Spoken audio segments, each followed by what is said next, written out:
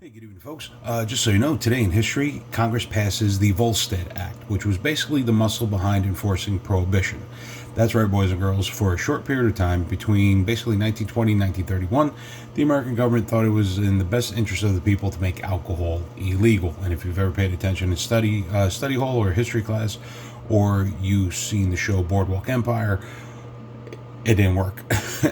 Basically, there were two types of movements. One was the temperance societies, which meant that you should drink responsibly, drink at home, maybe not make it so public with saloons, things like that.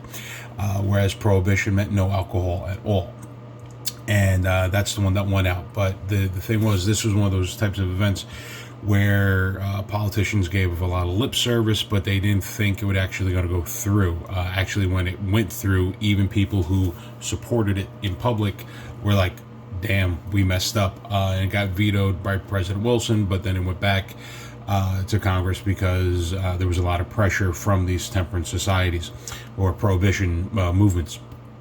So basically what it did was make a bunch of guys who would have been just normally thugs, turned them into millionaires. I mean, Myers Lansky, when he passed away, it was worth something like $50 million. Al Capone, Myers Lansky, Dutch Salch, all these different gangsters. You can look them up. Everybody was involved in it. And what I mean by everybody, I mean gangs, whether they be Italian, Irish, African American, Jewish. It depends on where you were, what state you were in. You had good old boys down south making moonshine. They were importing Canadian whiskey across from Canada. They were bringing it in from Ireland. They were bringing Irish whiskey in. Thanks, Joe Kennedy. That's a story for another day.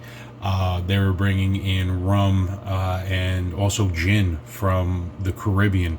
If you ever do the walking tour of in the Bahamas, they take you around. They show you where basically mafia strongholds set up to.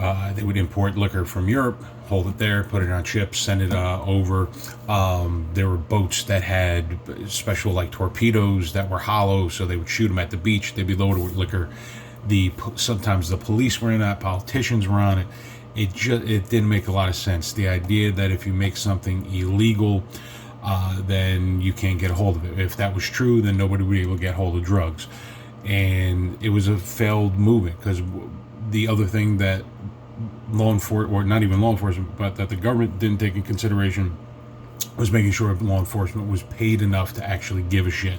And the problem was there was like, I think 1,500 agents to control this whole thing. So they were poorly manned, poorly funded, and the thing was, there was so much money exchanging hands that what you had going on was gangsters would basically like, all right, your salary's let's say $1,000 a month. I'll give you $500 a week just to look the other way, just to leave me alone. If you hear any information, you hear that they're going to raid one of my bars, I'll give you an extra $1,000. Give me the heads up. I mean, the fact of the matter is there were certain bars or speakeasies which were on permanent do not disturb lists. As a matter of fact, for my waiter friends out there, the term 86, if you're ever in a restaurant and you hear somebody say, I need a cheeseburger, 86 tomatoes, that means to get rid of the tomatoes. Because first off, tomatoes on a cheeseburger to me is gross, but besides the point, you might be asking yourself, where does that come from? Where does that term 86 come from? Well, the mayor of New York City at the time, James Walker, his favorite speakeasy, I forget the street, but the number on the building was 86. And what he would do is he would go there every night, and if his assistant knew that there was going to be a raid, he would call the bar, tell Jimmy to 86 it. Somebody would come up behind him, say, sir, you got to go.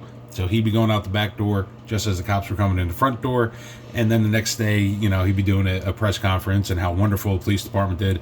And the same night, he was going right back in doing the same stuff. As a matter of fact, a little family history or family legend, I don't know, it's a cool story, and I'll end on that, is allegedly my great-grandmother made such good bathtub gin that the Jimmy Walker from New York would travel to Kearny, New Jersey just to pick up her gin. The whole thing was a joke. They got rid of it by the Great Depression, thinking that would somehow stimulate the economy, but it wasn't enough. And in order to get rid of the 18th Amendment, you can't just go in and go and erase it. You have to add in order to subtract. So 18th Amendment says no booze.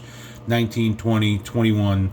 Kind of ironic that the amendment to bring back alcohol is also the age in which you have to drink now. Kind of weird. Never thought about that before. But the 21st Amendment basically says ignore the 18th Amendment. And I'll catch y'all tomorrow.